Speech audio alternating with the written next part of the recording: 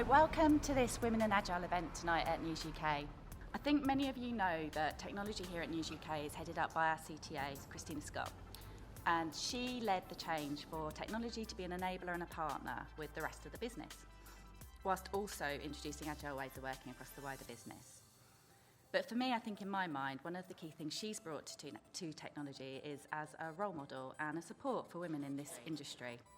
So my story started back in 1999, so I'm showing my age, when I went to university and studied computer science, just before the year 2000 bug was supposed to bring everything into total chaos. And all of my school friends thought I was a total geek for wanting to do it. I went to an all-girls school, and most of my friends went on to study humanities. And the ones who did study sciences actually ended up doing amazingly well. But on my computer science course, on my very first day, I looked around and I counted, and I realised I was one of only 20 girls on my course, 10 girls, I've completely lied there, 10 girls on my course of 120 plus boys. And 3 years later, I was one of only 5 who'd graduated and finished the course. I then started applying for a few jobs, and I accepted a job in a startup in a software house, a really geeky software house in Cambridge. And I was the only female there for about 4 of the years that I was there. Now, this was a really forward-thinking team. We were using agile ways of working before it was even mainstream, common terminology, and yet I was still the only female. And the other day, and I'll see if I can find her in the crowd, I was relaying this story to one of our junior BAs. And she's on the second step of her career, and she was telling me that she'd gone to university and studied computer science too, but that she was one of only 20 girls on her course. And this is 15 odd years later than myself, and whilst things have improved, they haven't quite improved as much as I perhaps would have expected. And mulling this over, I was thinking about my young 6-year-old daughter, and I was planning on sending her to a coding club after school. And I was asking if any of her friends would be interested in going, and it was a resounding no. It was just the boys who wanted to go with her. Who wanted to go. And it made me realise that there's still a real unconscious bias towards girls in technology.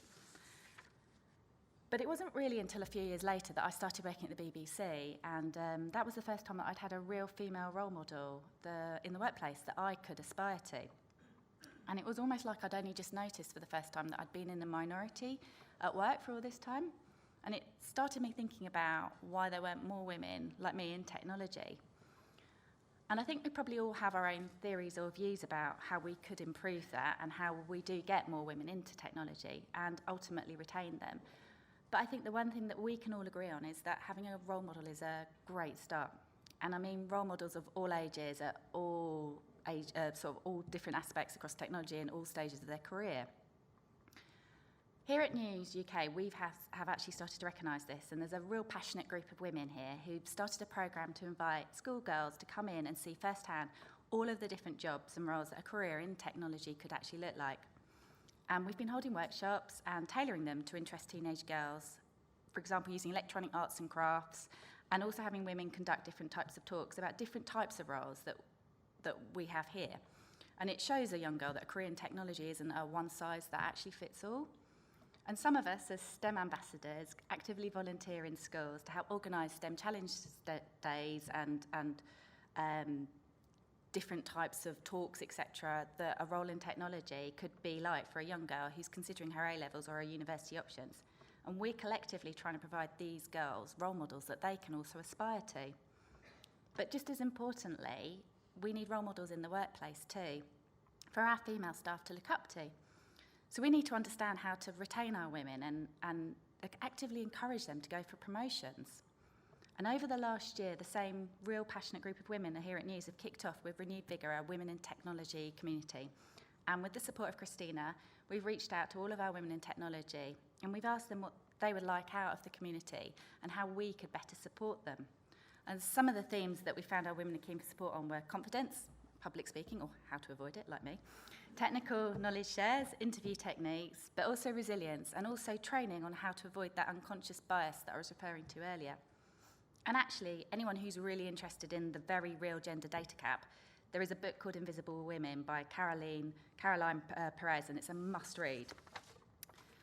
But now we've found there's a real appetite for this community, we've been reaching out to all the other communities across the wider News network to share and to network And events like this are great at enabling women to network and share their stories.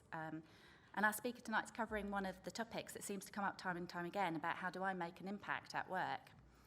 So I'll move on and I'll let Philiy and Alex talk about women in Agile.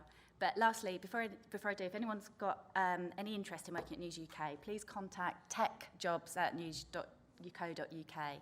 And I have an open Scrum Master role in the Times that's open for flexible working, part-time or full-time. So, and please stay around afterwards because there's definitely lots of wine at the back there for you. Thank you.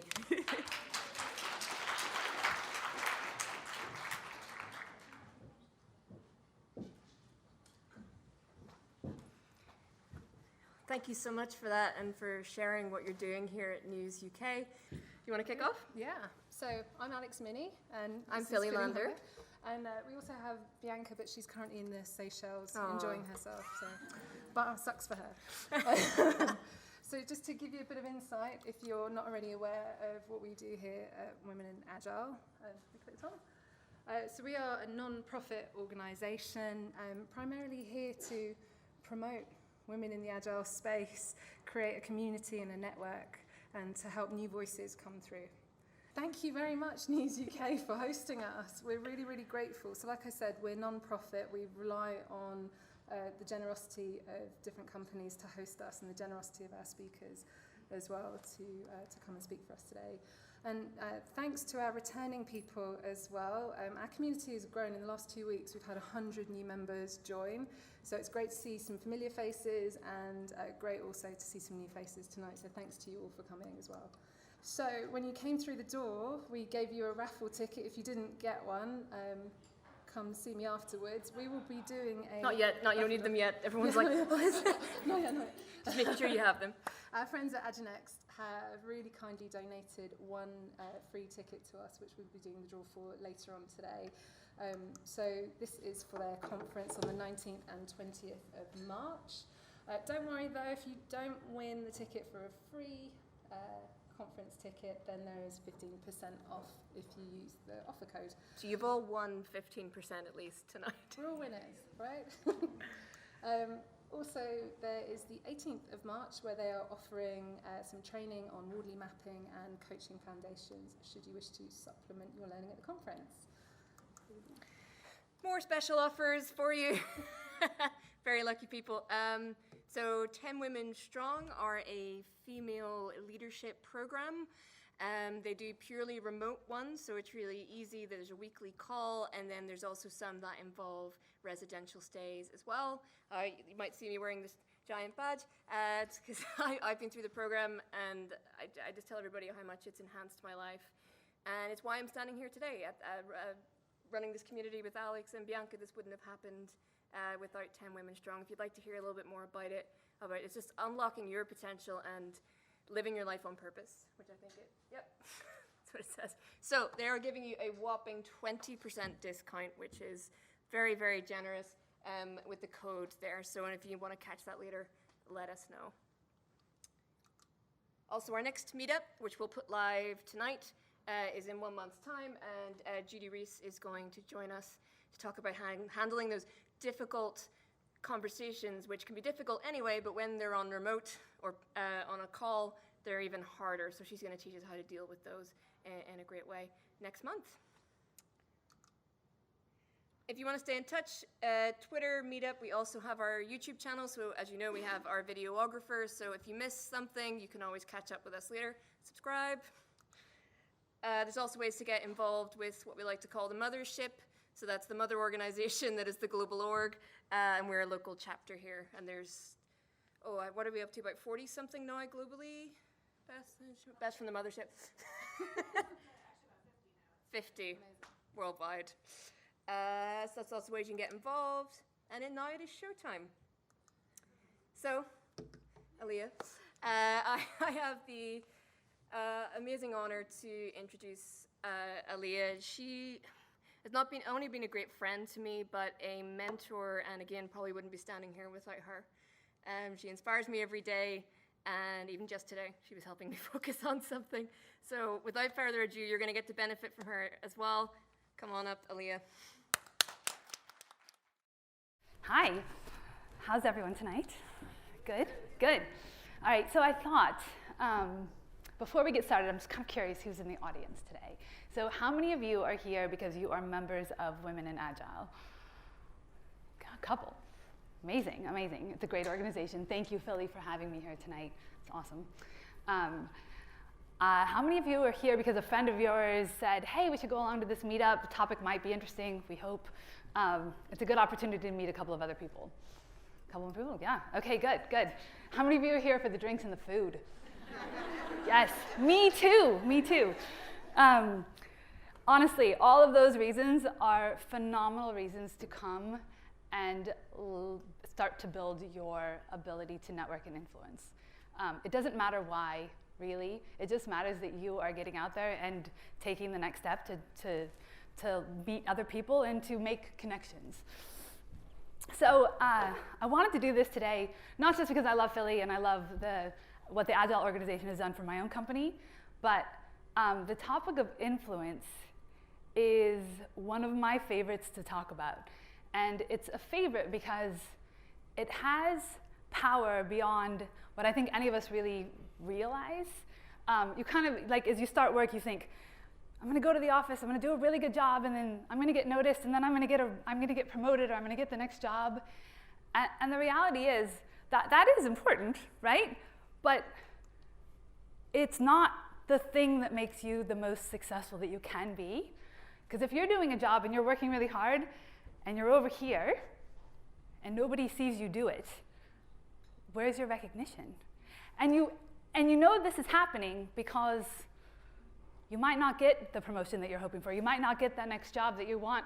Or maybe you do get it, but it's not exactly what you thought you wanted because you didn't talk about your goals or you didn't talk to the right people.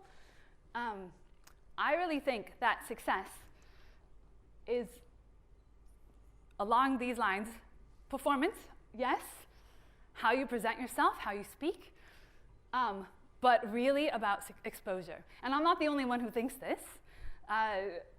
Harvey Coleman, who wrote a book called Empowering Yourselves, talks a lot about how is it that you can start to use things that you know, how you can start to meet other people and use that to benefit your success. So again, I don't just believe this, Harvey just doesn't believe this. It is a well-known fact that you need to build your exposure and build your influence.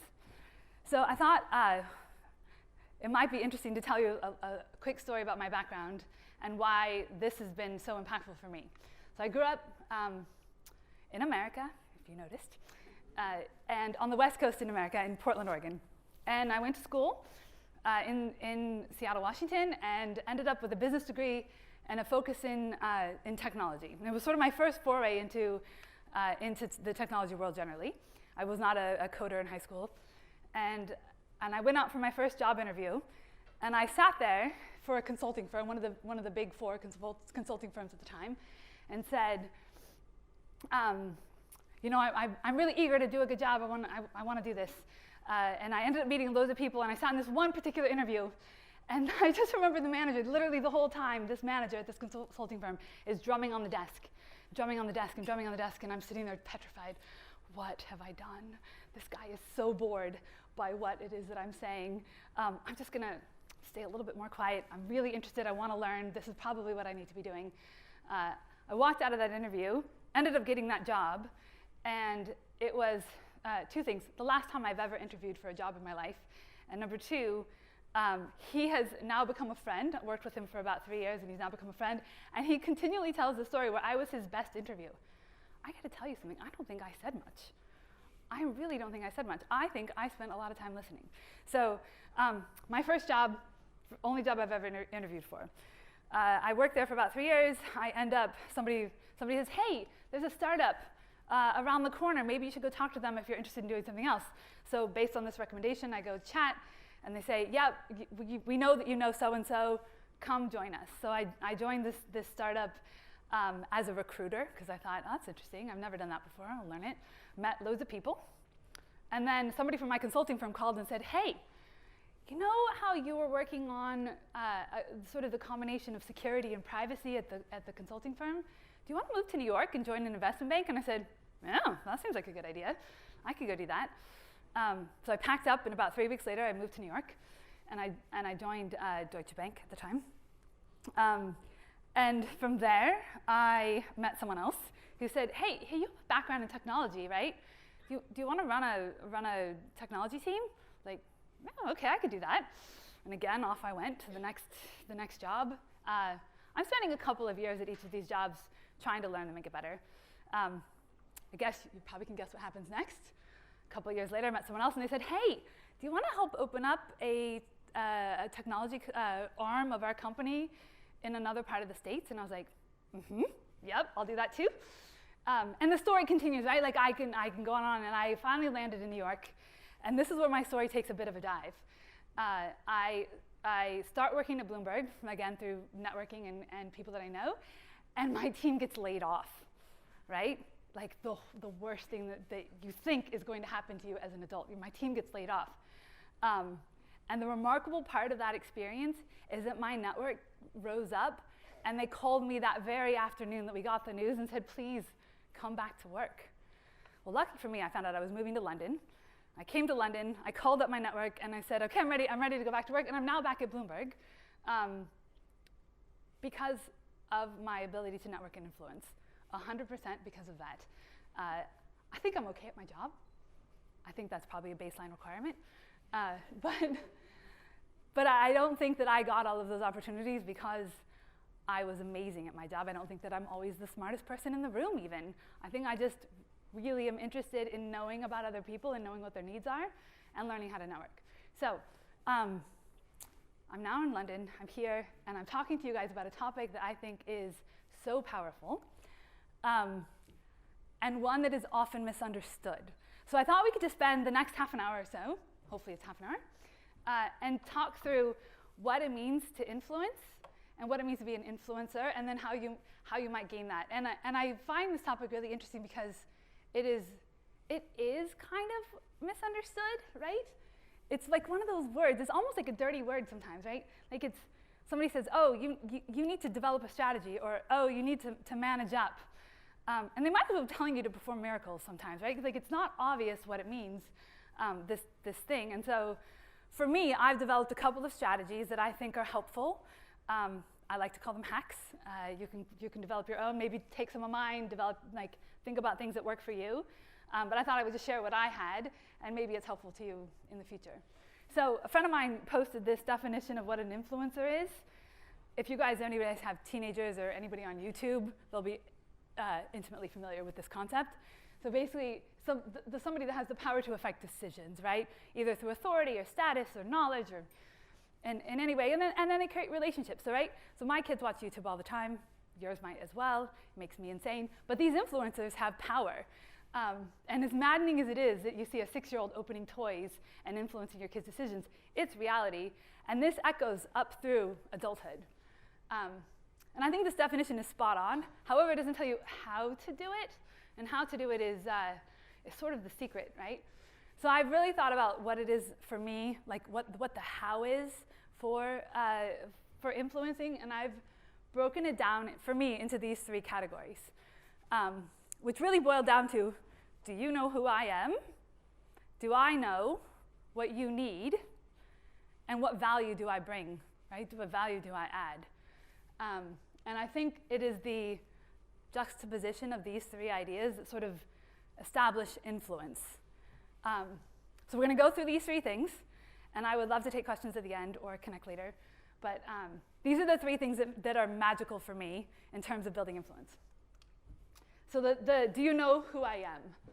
I don't know if you can read this, actually, but it says, thanks for coming. I usually find these office parties rather awkward. How many of you guys think networking at social events is awkward? Yes, me too. Like, it is awkward. It's awkward to stand around and talk to a stranger. It's uncomfortable. And there are so many ways to build your influence that it doesn't have to be so uncomfortable. Sorry, just one second. I thought, okay, listen, I'm a smart girl. I can figure this out, right? I'm not an extrovert. I get nervous when I talk in front of crowds. I get nervous at parties. I do my best. But I have a little bit of a project management background.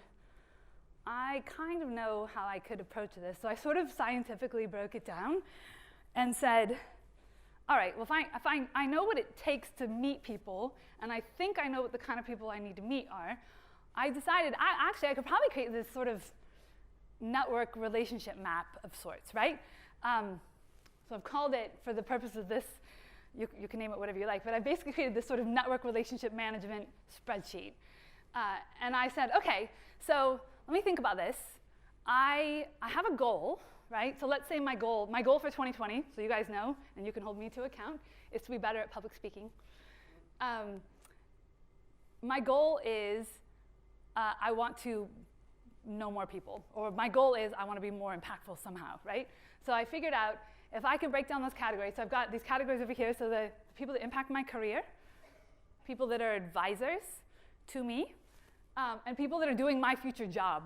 If I can figure out who those people are, and then come up with a plan to actually meet them, or talk to them, or email them, or WhatsApp them, or have coffee with them, or have, you get the idea. I actually might be able to build a system. And turns out this works, right? It's just, like, it doesn't have to be so regimented, right? But the idea is you're reminding yourself what you're trying to achieve, and then you're making a plan to actually achieve it.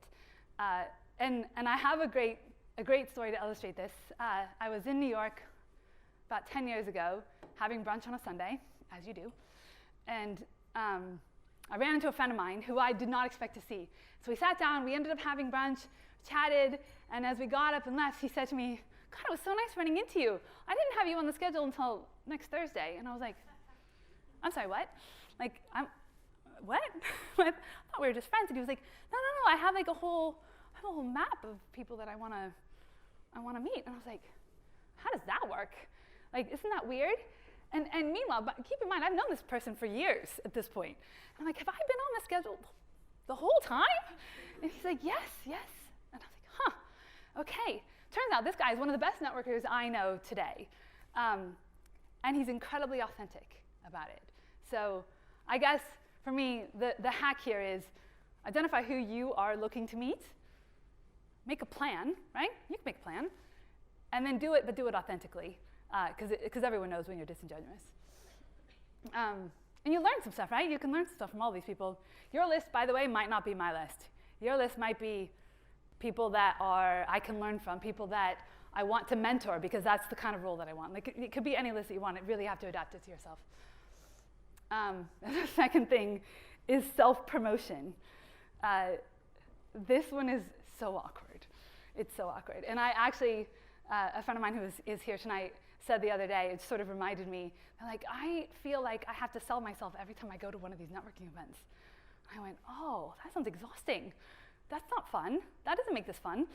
And she's like, but I don't know how to do it. I don't know what I offer. And I was like, of course, like, that's, like, if you put that kind of pressure on yourself to sell yourself at every social interaction that you have, it's uncomfortable. You're going to start wanting to not go to these social interactions. Like, you're going to stay home in your pajamas watching Netflix. That's what I would do. So I really think it kind of reminded me that the idea of building a network is really about increasing the opportunity for connection. You certainly have no responsibility to make an impact on someone every single time that you do. And I know you'll read books that say the opposite. I just don't believe it. I really think that the idea of networking is creating opportunities for social connection or any sort of meaningful connection. And if you have the opportunity to sell yourself at some point, take it, right? Don't leave it on the table. But you don't have to every time, because that's a lot of pressure. And in terms of self-promotion, this is a funny thing, right? It's a balance, because you want to talk about great things that you've done, but you don't want to do it in a braggy sort of way, right? Because then you come off as a bit of a bore, and you've all been on the other side of that conversation where someone is promoting themselves in a really uncomfortable way. So my tips here are tell stories. Tell stories in a way that illustrate facts. Tell stories that are like, oh, when my team was working on this project, we ran into this really hard problem, and we were able to work together to solve it in this kind of way, right? That is illustrating, that is self-promoting without actually saying, I'm awesome. You can also tell facts without the narrative around it. So for example, I worked really hard at doing this presentation instead of, I'm really good at presentations, right? So like it conveys exactly the same message without actually making you seem like you're bragging. And I know there's a fair number of men in the room, but I think women have a particularly hard time, and I think men probably do as well, just not one, so I don't have the same experience of it. But women in general tend to hang back a little bit more and not offer those stories or not tell about their days in the same way. And I think we're getting better at it, and I think we're going to continue to get better at it. But like using facts, using stories. If you're uncomfortable, get a buddy. You can get a wingman to tell the story for you. It's easy enough arranged in advance if you know you're going to meet somebody that you want to connect with. So I think there's a way to do this in a way that doesn't have to be awkward, and don't put the pressure on yourself. So my 2 hacks for do you know who I am are this. The only thing I didn't mention here is there's loads of social networking channels. You can use them. They're great. You don't have to know that much more than anyone else. Use them. Like, go on Twitter, go on LinkedIn, go promote someone else's thing if you don't have original content. It's very easy to do all these things. Do you know what I need? I think this is a really fascinating area because it is the thing that actually allows you to connect with the other person. So again, if you can't read this, it says, look, if you want me to intuit and empathize with your feelings, just tell me what they are and tell me how to react to them. Like, wouldn't that be awesome? And if you've been in a relationship, you know this would be amazing if we could actually get this to happen, but we don't. And honestly, humans don't work like this. So what you're trying to do, so if you're building your network and you're creating opportunities to connect, how do you connect, right? And you have to do that through actually understanding what the other person needs from you. And it takes some listening, right? So my first piece of advice here is that, and literally this is a cold hard fact, you cannot get someone to do something unless they want to do it, right? No matter how much cajoling or convincing, if they actually don't want to do it, they literally full stop. They might do it that one time, but the second that you walk away, they won't do it again. Parents of toddlers know this. Managers of teams know this. A bit like parenting sometimes. But yeah, so like you just cannot do it. So your goal is, what is it that you want, right? You're getting to the want here. And in fact, Henry Ford says something to this point. He says, the secret, if there's any secret to success, it is understanding the other person's need and getting yourself into the position of their point of view, right? So again, this is just, for me, it's a really important tip. I use it all of the time. I constantly am having conversations around, what is it that you need? How can I be helpful to you? Obviously, you got to be careful with boundaries because you can be giving too much. Be aware of that, but it's important. And the other thing, and this is probably what got me through that interview with the drum tapper guy, is I was a really good listener. And honestly, this is probably the skill that I use the most, and my friends can probably attest. I really like listening. And it sounds like a really simple thing to do, but you would be surprised at how many people are not great listeners, and they're not listening for the what do you need. And active listening is hard. It's a state of mindfulness almost, where you really have to not think about what you want to think about, and you have to focus on the other person for extended periods of time. And these are skills that you can learn, and they're skills that you can practice. Philiy does a great workshop on active listening that I've been to, and it's a skill that you can learn, and you'll be surprised at how powerful active listening is to the other person. And so much so that there was a study done for people leaving a company, and they were asked to rate their ex-colleagues on how influential they were. And the colleagues that were the best listeners were the ones that had the most influence, which is totally not intuitive. Right? You think the people that are loud and convincing or whatever, those are the ones that have the most influence. It's not true. It's the active listeners. So learn this skill. It is amazing. It will revolutionize your relationships. People will feel like you heard them. They will feel important. Feeling important is one of those basic human needs that everyone needs to feel, like right up there with eating and drinking and sleep and shelter. And feeling important is here. And if you can touch that, you can get someone to want to help you or want to be connected to you. And last is such a cool tool. It's called the trust equation. How many of you guys have seen the trust equation? Yeah? Okay, so for those of you who haven't seen it, I use this all the time, and I use it most of the time when I'm really struggling with a person that I'm not quite sure why I can't connect with or why I'm not loving their company. I'm trying to figure out what it is that I'm doing, and I'm sorry if it's hard to read. But this is a basic math equation with credibility, reliability, and safety at the top. So credibility is, do I know what I'm talking about? Do you know what you're talking about? Reliability is, are you consistently delivering? Are you consistently somebody I can count on? Do you deliver your projects on time? Do you deliver the thing that you're going to say that you're going to do? This, as an aside, is one I struggle with several friends, because it happens, and I love them anyway, but that's a thing. And safety, do I feel safe in your company? Do I feel like I can say what I really think, and you're not going to shut me down? Do I feel like I can say what I really think, and you're not going to tell someone else because it's between, The safety thing is huge too. But the thing that's most impactful and most powerful about this equation for me is the denominator, which is, it's called focus here. I like to also call it self-interest. How much of what I'm doing is for me, and how much of what I'm doing is for you? And when that perception of self-interest and that focus is on the self versus others, if it's there, people know. And they know, and you think, oh, I don't trust that person. I'm not quite sure why, right? It's often the denominator that's throwing you off. It's that perception of self-interest. And I use this tool, this hack, when I'm struggling with a relationship and I want to fix it. And I've actually found that I can just talk about the elements with people, and they respond to it, turns out. So you can say, oh, I feel like you're doing this because you're looking out for the next step in your career. Is that what's happening? Did I read that wrong? And people actually, quite frankly, respond, and ends up opening loads of conversations.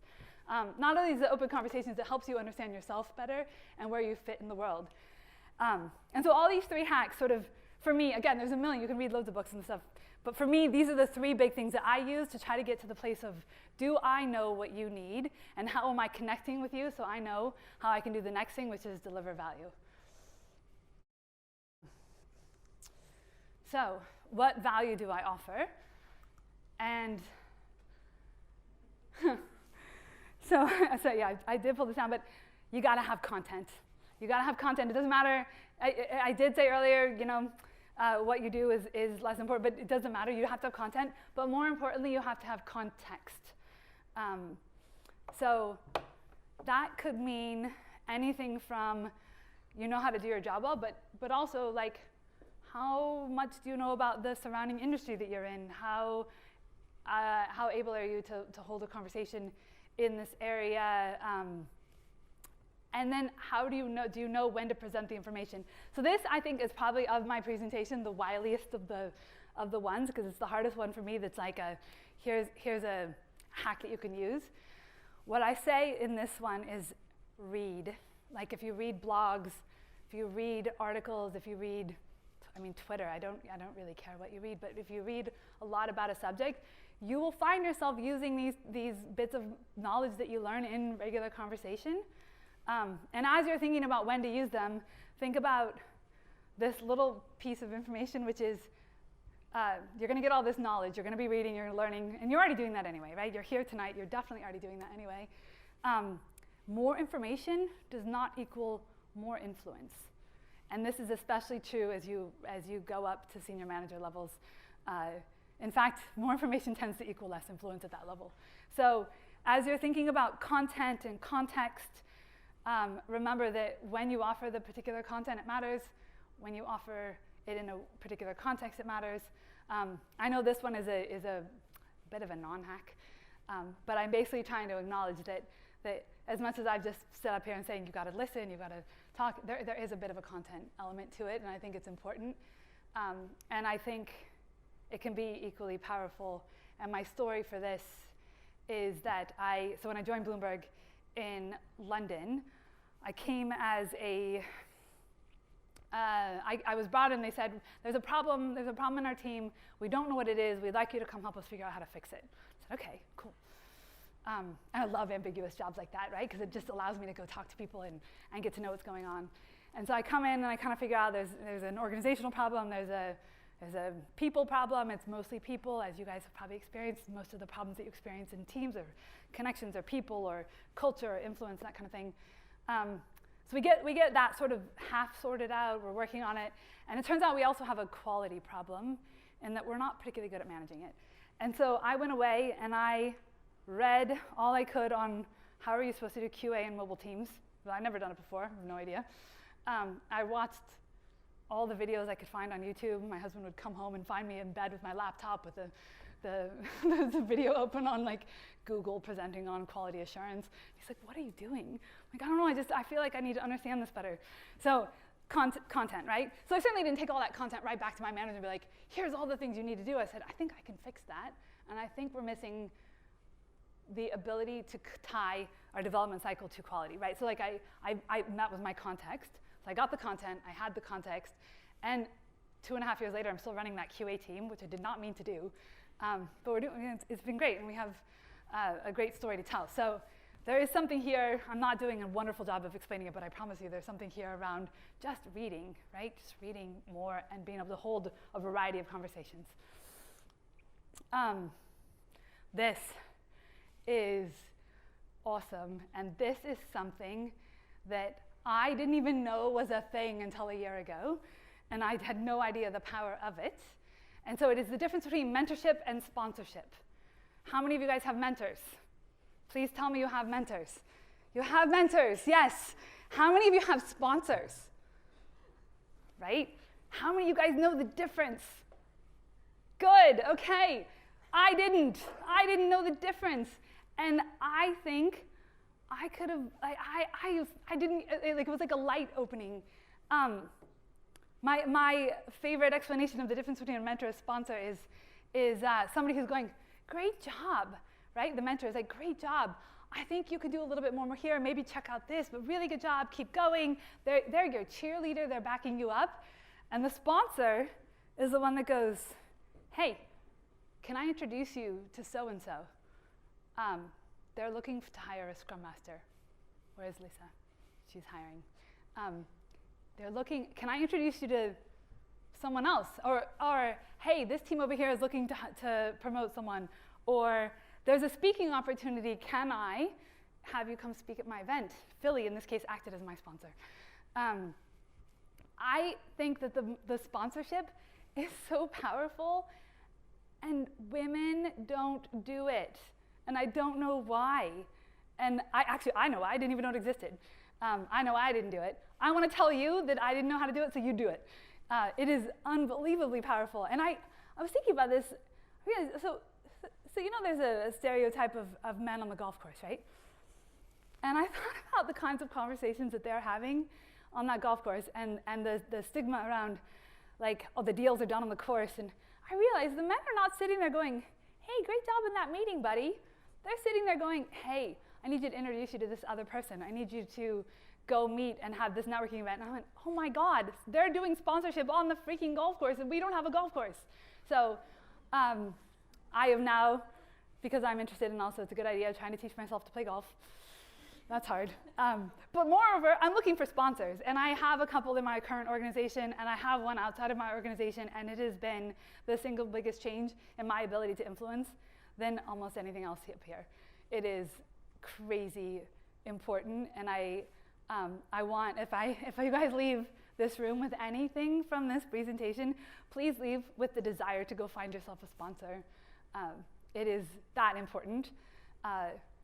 Another great way to think about it is the mentor is the person in the room giving you feedback, and the sponsor is the person behind your back who's helping you out, right? The sponsor's in front of your face helping you, the mentor's in front of your face, the sponsor's behind your back helping you.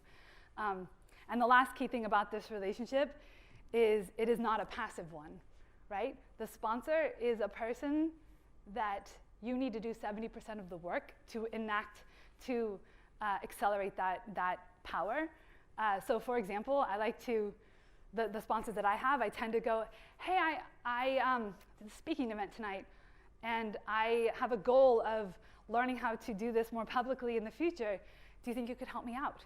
And here's some evidence of like why I think I'm good for the job. So you can take that. You don't have to do any work. You just have to take that to the next people to help me out, right? So you have to do 70% of work in that sponsorship relationship, which I think isn't necessarily obvious, but it's powerful, it's important, and I think that it's one that women don't do. In fact, women are notoriously over-mentored. We have loads of mentors. We love helping each other. That's phenomenal. You also need a sponsor. And lastly, how many of you are these? How many of this applies? Yeah? I'm a working mom. I have 3 little boys. I don't do the yoga part. Don't tell. But this is me. Basically, I'm doing 17 other things and trying to write my to-do list and trying to get things done. And it's hard, and I know that it's hard.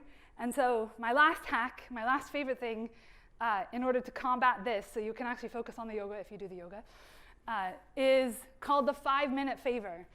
Adam Rifkin, who's one of Fortune's lauded best networkers, started this movement called the 5-minute favor, and it's so cool. It's literally spend 5 minutes of your day doing something for someone else. And when that happens to you, then pay it forward. And I think that this topic was made very popular in Adam Grant's book, Give and Take, if you guys have read that. But this 5-minute favor, I have adapted into my routine, and it's really awesome because if you're uncomfortable with that drinks at a social networking event, this is another way to connect in a really natural, helpful way that adds value, right? So it meets all 3 criteria. It's, do you know who I am? Do I know what you need, helping you? And what value do I add? And the busiest people in the world do this and find time for it, so I know we can. And it's as simple as maybe you're going to write an introductory email saying, so-and-so, meet this person over here, they're wonderful, and you spend a little bit of time describing each person, you write that great introductory email. Or maybe you have noticed somebody on another team has really worked hard and is going unnoticed. Maybe you spend 5 minutes writing a note to that person's manager, saying, I've noticed this person's done a great job, it's been really helpful to our team, we're more productive as a result, thank you. Maybe it's a thank you note. Maybe it's you found a piece of content you found really cool and you want to share it. There's loads of these little 5-minute favors that you can do, and this sets you up as a person that's helpful, also sets you up as a person who's knowledgeable about some things because you're exhibiting some sort of knowledge in that in whatever capacity. It's contagious. So the more things that people do for you, the more that you want to do for other people. And I've seen this be contagious in the environments that I've worked in. And it's kind of incredible, right? So you can do these little 5-minute favors, and you can actually start to build your network that way. You can actually reach out to somebody to offer them something without knowing them that well. It's easy. And I think that this is a really fun tool. It's very easy to use, and I encourage you all to try a 5-minute favor at the end of the day.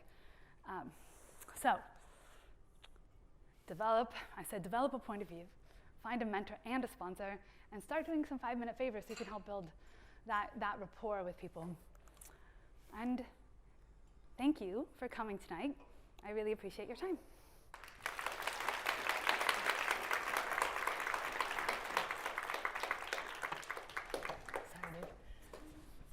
Hey, my friend Alex here and we try and come from a place of abundance always, and what we mean by that is we try to share everything. And I think that kind of makes us sponsors a little bit, but I just wondered, do your sponsors know that they are your sponsors? And did you kind of have a conversation, how did you go about making them your sponsors? So I love that you started that with the gratitude, because honestly, gratitude should be one of your hacks, because it's great, right? I didn't have that much time to talk, and I think that is a wonderful thing to use as a hack. But yeah, so of the sponsors that I have told one, and I didn't tell the other 2. But I did say to them, I really appreciate when you suggest my name for that that women's management leadership event. That's important to me. It's making a difference to me. So I've used gratitude in a way that indicated that I appreciate that activity. I'd like them to continue that activity. But I didn't have the conversation, and I think maybe I should, right? That might be a good idea. With the person that I did say, can I have that can you be my sponsor? They said, absolutely, yes, I love that. It ended up being fine.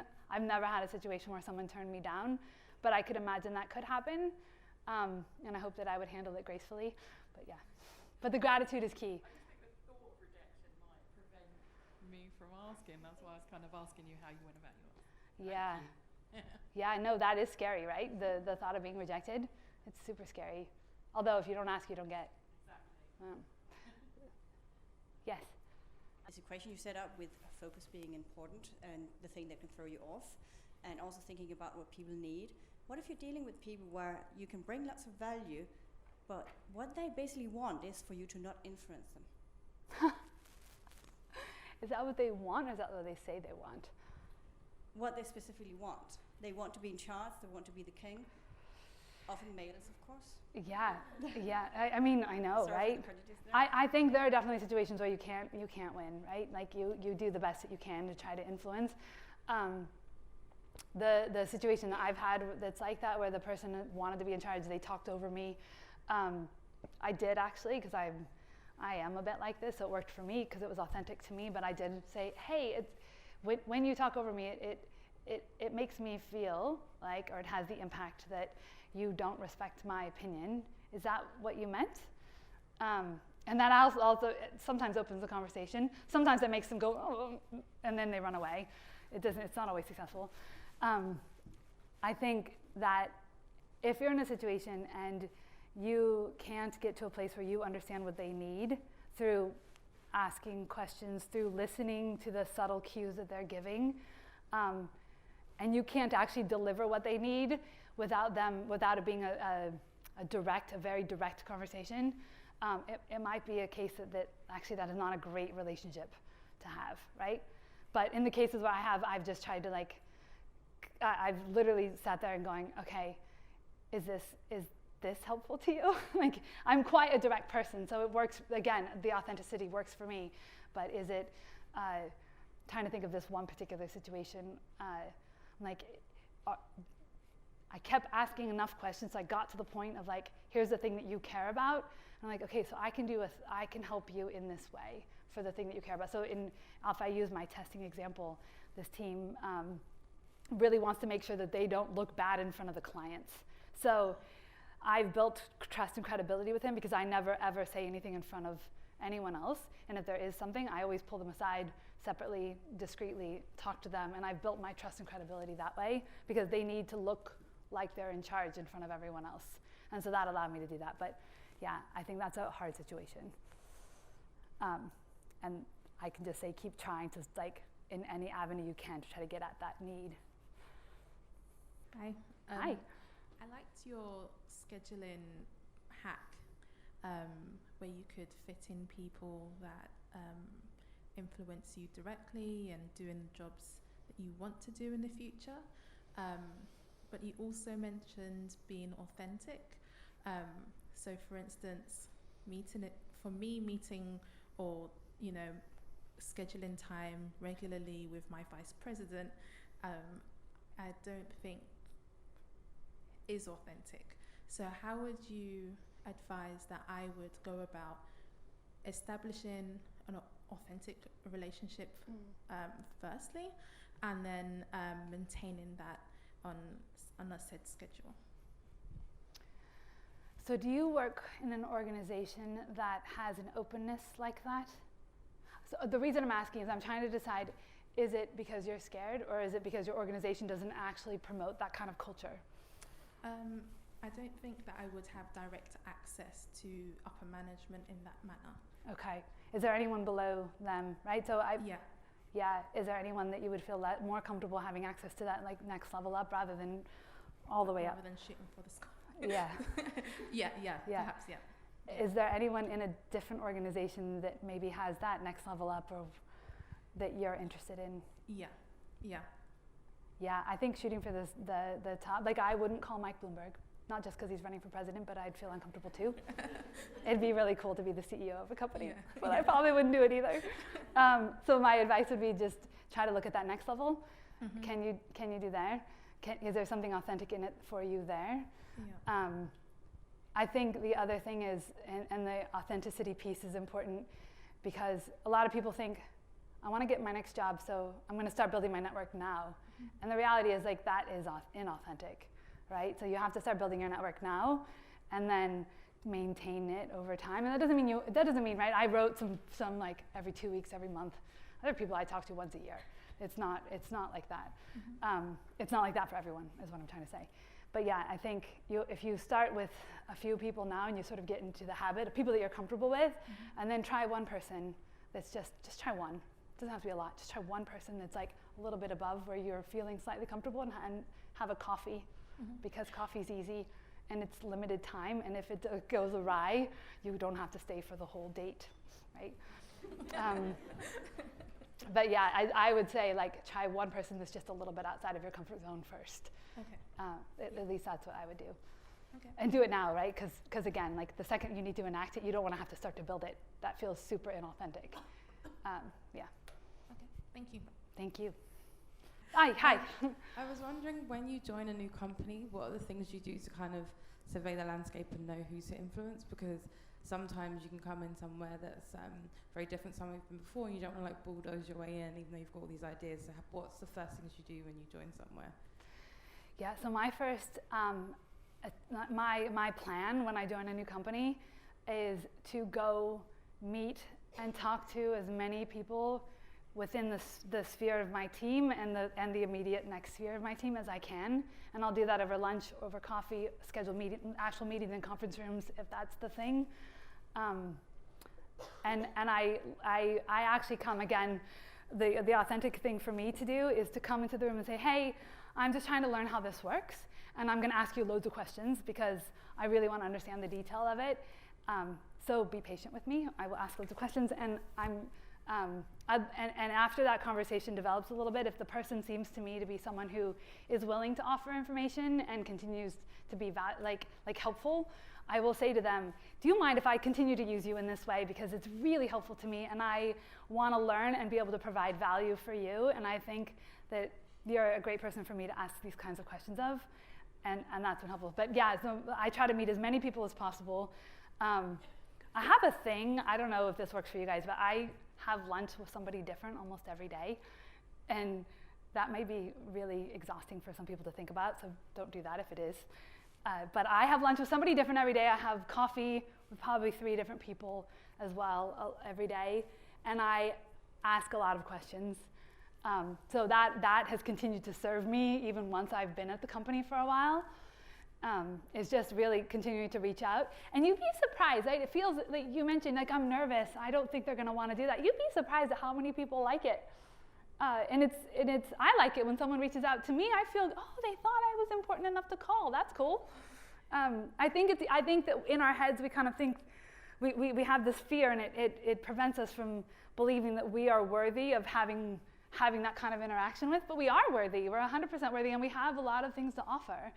And I think that if you can go out, talk to a lot of people, and continue to do that in a way that's comfortable. I certainly don't have lunch with people I don't enjoy their company. That would be silly.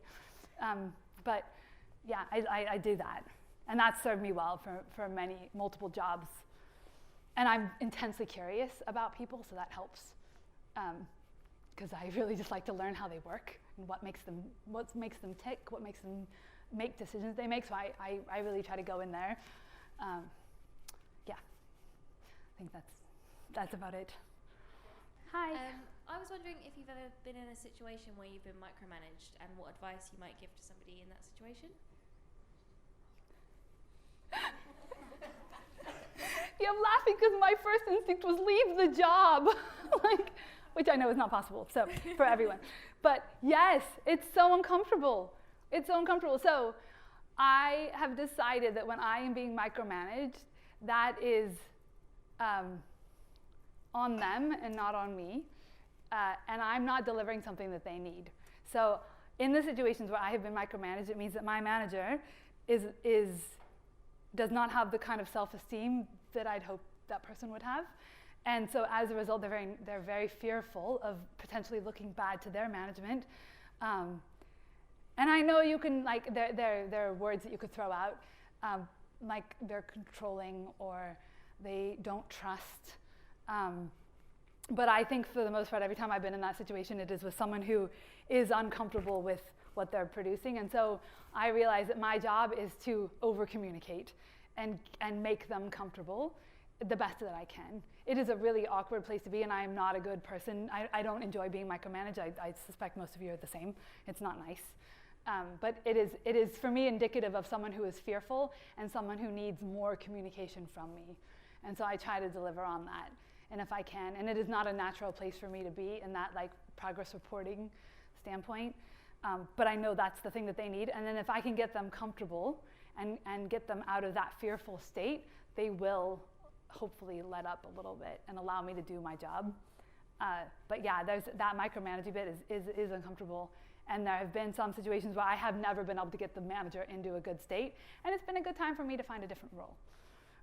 But yeah, it's indicative of something else. It's not, people say they're controlling. I don't think it has anything to do with control. I think it has everything to do with insecurities and fear and afraid of looking bad. And so the more I can help that, the less they'll leave, like the more they'll leave me alone. Yeah.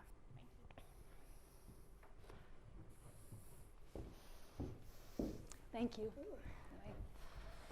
Thank you.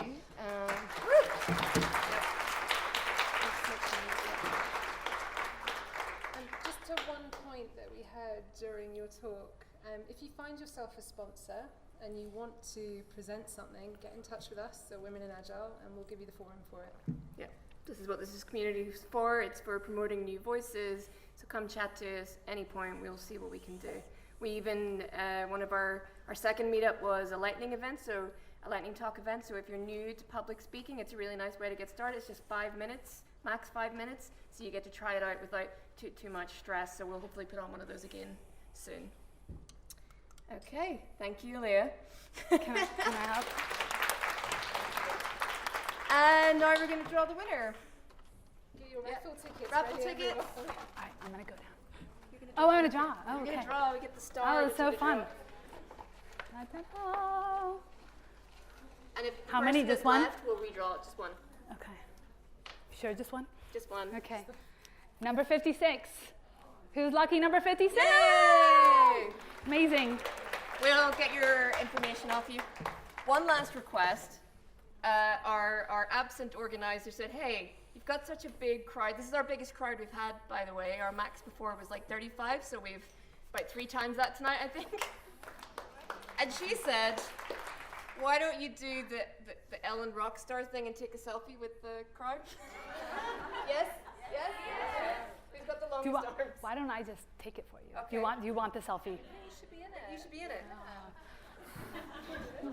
We're going to try. Everyone get everyone to join in. So Can we? everybody look really excited.